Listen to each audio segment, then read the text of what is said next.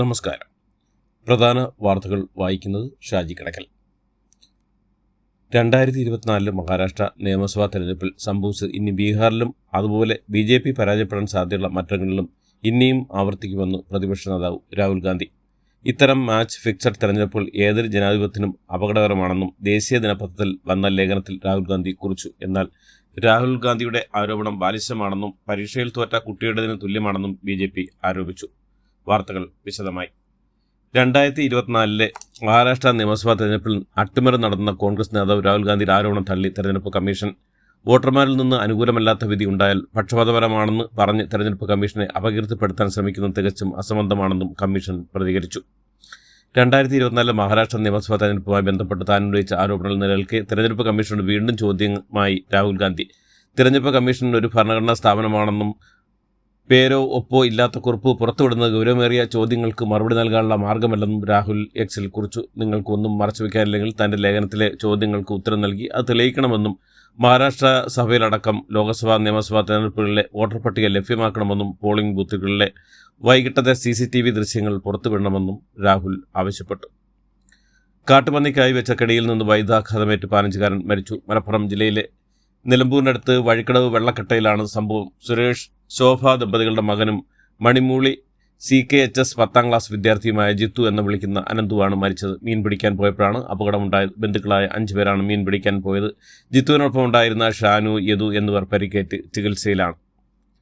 പന്നിക്കണിയിൽ നിന്ന് വൈദ്യാഘാതമേറ്റ് വിദ്യാർത്ഥി മരിച്ച സംഭവത്തിൽ പ്രതിഷേധമായി UDF റോഡ് ഉപരോധിച്ചാണ് പ്രവർത്തകർ പ്രതിഷേധിച്ചത്. കോൺഗ്രസ് മുസ്ലിം ലീഗ് പ്രവർത്തകരാണ് പ്രതിഷേധിക്കുന്നത്. അനധികൃതമായി കെണിവയ്ക്കാൻ KCB ഒത്താശ ചെയ്യുന്നുവെന്നും വിദ്യാർത്ഥിയുടെ മരണത്തിൽ സർക്കാർ മറുപടി പറയണമെന്നാണ് UDF ആവശ്യപ്പെടുന്നത്. വഴിക്കടവിൽ പന്നിക്കണിയിൽ നിന്ന് വൈദ്യാഘാതമേറ്റ് 15കാരൻ മരിച്ച സംഭവം ഗവൺമെന്റ് സ്പോൺസേഡ് മർഡറാണെന്ന് നിലമ്പൂരിലെ UDF സ്ഥാനാർത്ഥിയും കോൺഗ്രസ് നേതാവുമായ ആര്യൻ ഷൗക്കത്ത് KCBയുടെ അനുവാദത്തോടു കൂടി നടക്കുന്ന സംഭവങ്ങളാണെന്നും വന്യമൃഗ ശല്യത്തിന്റെ രക്തസാക്ഷി കൂടിയാണ് അനന്തുവെന്നും ഷൗക്കത്ത് പറഞ്ഞു. വഴിക്കടവിൽ വിദ്യാർത്ഥി ഷോക്കേറ്റ് മരിച്ച സ്വകാര്യ വ്യക്തിയുടെ പറമ്പിലെ കെണിയിൽ നിന്നാണെന്നും വനംവകുപ്പിനോ സർക്കാരിനോ പങ്കില്ലെന്നും വനമന്ത്രി AK ശശീന്ദ്രൻ. അപകടം നടന്നത് ഖേദകരമാണെന്നും സംഭവത്തെ രാഷ്ട്രീയവൽക്കരിക്കാൻ ചിലർ ശ്രമിക്കുകയാണെന്നും അദ്ദേഹം പറഞ്ഞു. തിരഞ്ഞെടുപ്പ് മുന്നിൽ കണ്ടാണ് ചിലർ സംഭവത്തെ രാഷ്ട്രീയവൽക്കരിക്കുന്നതും സംഭവം അന്വേഷിക്കുമെന്നും വനംവകുപ്പിന് എന്തെങ്കിലും വീഴ്ച സംഭവിച്ചിട്ടുണ്ടെങ്കിൽ കടുത്ത നടപടി സ്വീകരിക്കുമെന്നും അദ്ദേഹം പറഞ്ഞു. ആതിരപ്പള്ളിയിൽ ജനവാസ മേഖലയിൽ പുലികൾ ഇറങ്ങി. ഓയിൽ പാം എസ്റ്റേറ്റ് ചെക്ക് പോസ്റ്റിന് സമീപമാണ് വീണ്ടും പുലികൾ ഇറങ്ങി. 2 പുലികളുടെ സാന്നിധ്യമാണ് സംശയിക്കുന്നത്. ഇതോടെ പ്രദേശവാസികൾ ആശങ്കയിലായിരിക്കുകയാണ്.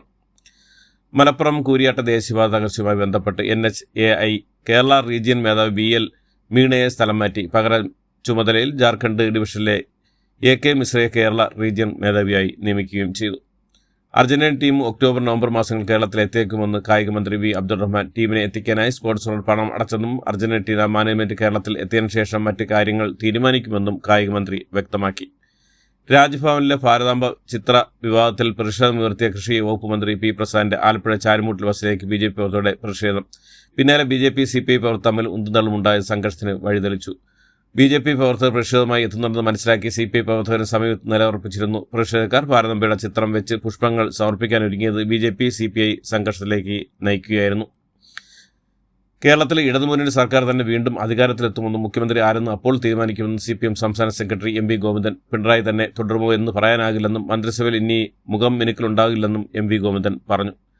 ഉപതെരഞ്ഞെടുപ്പിന്റെ പോരാട്ട ചൂടിലായ നിലമ്പൂരിലേക്ക് CPM ജനറൽ സെക്രട്ടറി MA ബേബിയും എത്തുന്നു. നിലമ്പൂർ മണ്ഡലത്തിൽ LDF സംഘടിപ്പിക്കുന്ന മഹാകുടുംബയോഗങ്ങൾ CPM general secretary MA baby ഉദ്ഘാടനം ചെയ്യും.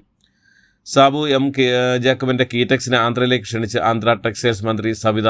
ആന്ധ്ര മുഖ്യമന്ത്രി ചന്ദ്രബാബു നായിഡുവിന്റെ നിർദ്ദേശമാണ് എറണാകുളത്തെ കീറ്റക്സ് പ്ലാനിൽ എത്തിയതെന്നും കീറ്റക്സിനെ ആന്ധ്രയിലേക്ക് കൊണ്ടുപോവുകയാണ് ലക്ഷ്യമെന്നും സന്ദർശനത്തിൽ വളരെ തൃപ്തി തോന്നിയെന്നും മന്ത്രി സവിത പ്രതികരിച്ചു.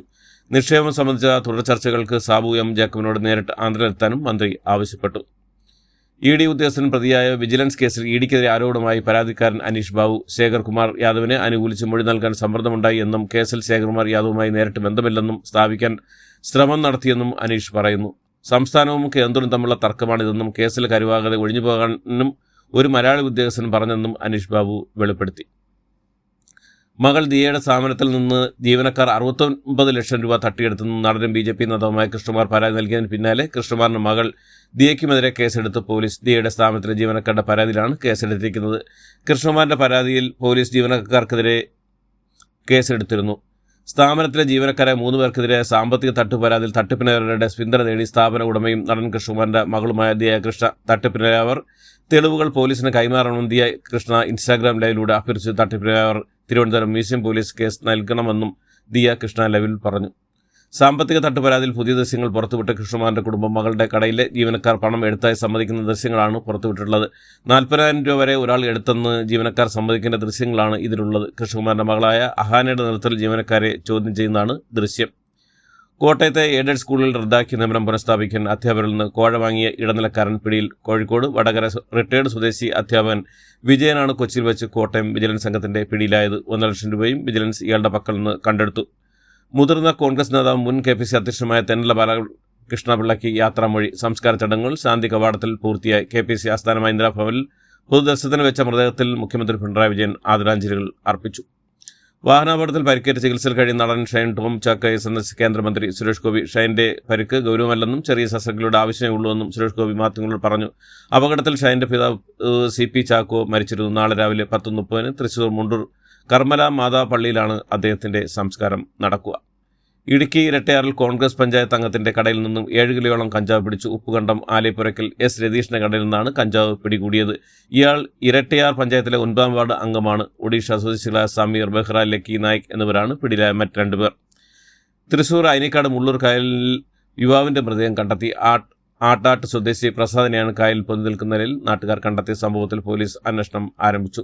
ഇടുക്കി കൊമ്പടിഞ്ഞാലിൽ ഒരു കുടുംബത്തിലെ 4 പേർ വെന്തു മരിച്ച കേസിൽ കൂടുതൽ ശസ്ത്രക്രിയാ പരിശോധനകൾക്ക് തുടക്കമിട്ട് അന്വേഷണ സംഘം.